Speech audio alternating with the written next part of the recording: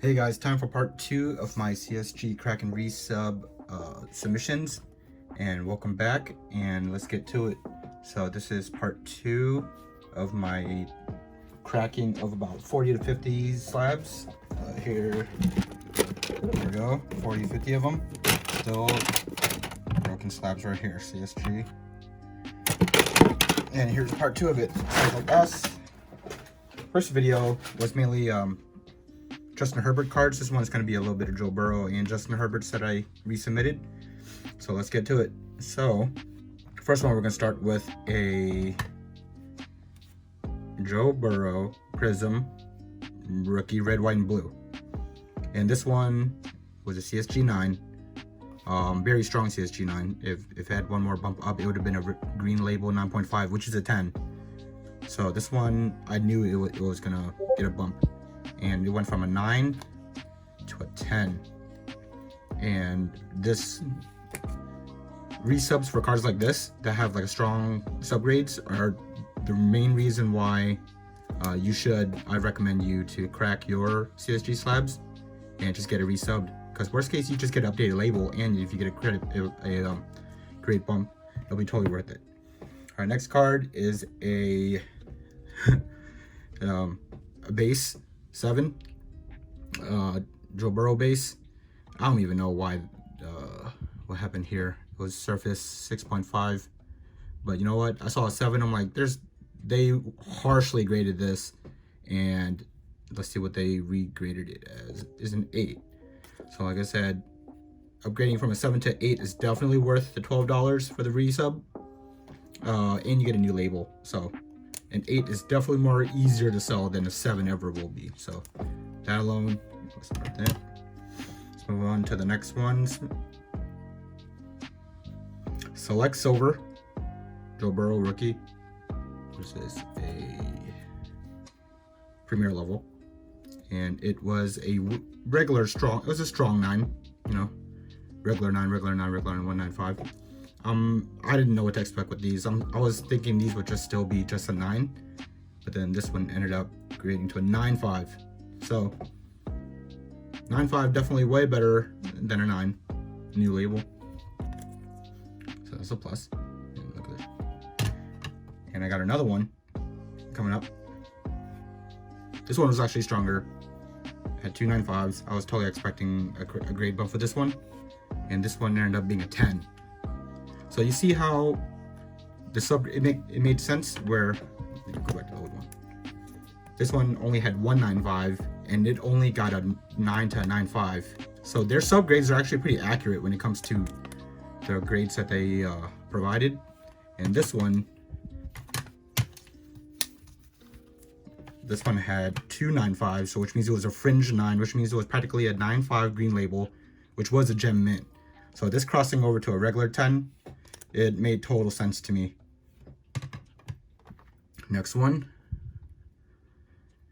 This was a 9. When I saw this one and I saw the subgrades, I'm just hoping to get a 9.5. But, you know, based on this, let's see how accurate their grading is. Boom. Yep. Regular 9. Regular Joe Burrow select. So, I mean, I'm not surprised there. But it was worth a shot. You know, worst case scenario, you still get the same grade. All right, now back to some Justin Herbert's. This was a green Gridiron Kings. Oh, dust. And this was resubmitted, and I looked at it like back and forth, and it looked just like it was a beautiful card. Oh, well, it slept up, and look, it was a 9. I mean, it went to a 10. So I saw it, and I'm like, there's no way this was a 9. CSG was just so hard on grading back then. This one, I knew it was a 9. I didn't even have subgrades to justify it. I just knew that this was, I mean, and this card doesn't go for much, but it might be PC, but I mean, it'll still make up the difference, I guess, from a 10. I mean, you get your borderline premium by making it a 10 anyway. But this is one of those pride submissions. I just knew there was nothing wrong with this one. And CSG was just not handing out gem mints back then. This one was a die cut, and you know how hard die cuts are. It's all 9. I was thinking worst case this could be a 9.5. Yeah, And then this ended up getting a 9. It didn't get better, it didn't get worse, but it stayed the same. And I mean, if you look at the grades, it kind of makes sense. It was a strong 9. It was a legit 9. So I didn't think anything. This is one of those, like, I was just hoping and praying. It's weird, it's 9.5 centering, but I always judge the centering by down here. Thick right here. So, yeah, this is one of those shots in the dark. It didn't pay off. I mean, worst case, I just gotta really hold her. So, all right. Now this, Justin Herbert Green Prism. This is one of those where I got it back and it was an 8, and I was like, how was this an 8? I mean, I can tell that it's not centered right, but I was hoping it would be like a 9. But according to this, centering was a 9.75 and it was an 8. So I was thinking best case scenario this could ever be would be a 9, and a 9 would just look so much better than an 8. But then let's see what it gave us. It gave us an 8.5. And you know what? At this point, an 8.5 is, it looks ugly, but it's easier to sell than an 8. It's still a beautiful card though. I love the green prism. I've seen worse cards with this bottom centering get like a 9.5. So I was hoping it would be this one, but it still got a grade bump. All right, on to some mosaic.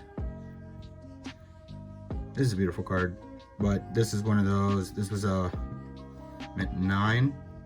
Centering was 8.5. I don't know how people judge centering on mosaic. It's so hard.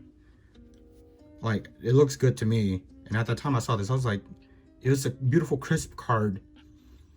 This is one of those where I submitted it early with CSG. They were just super harsh.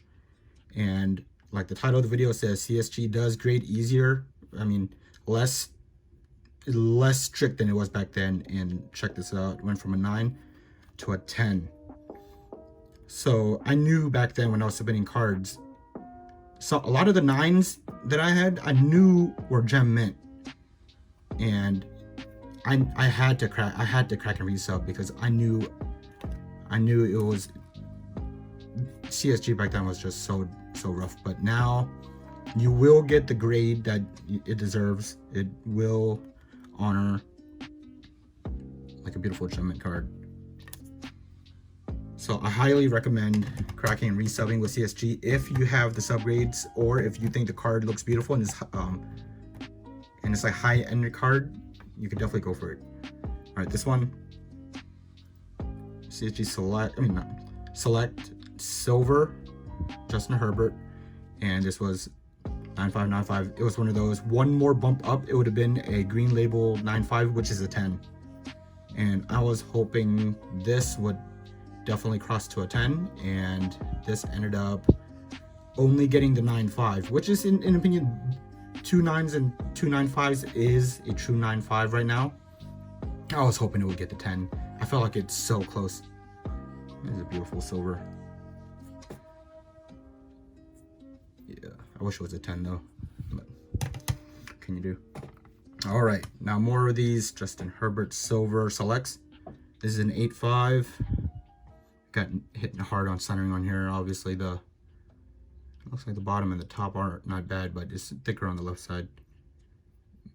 We're going from 8.5. I knew I can't keep an 8.5 card, and I can't sell an 8.5 card. No one wants an 8.5. And I knew this card was a strong card, and it went from 8.5 to a 9. Yep.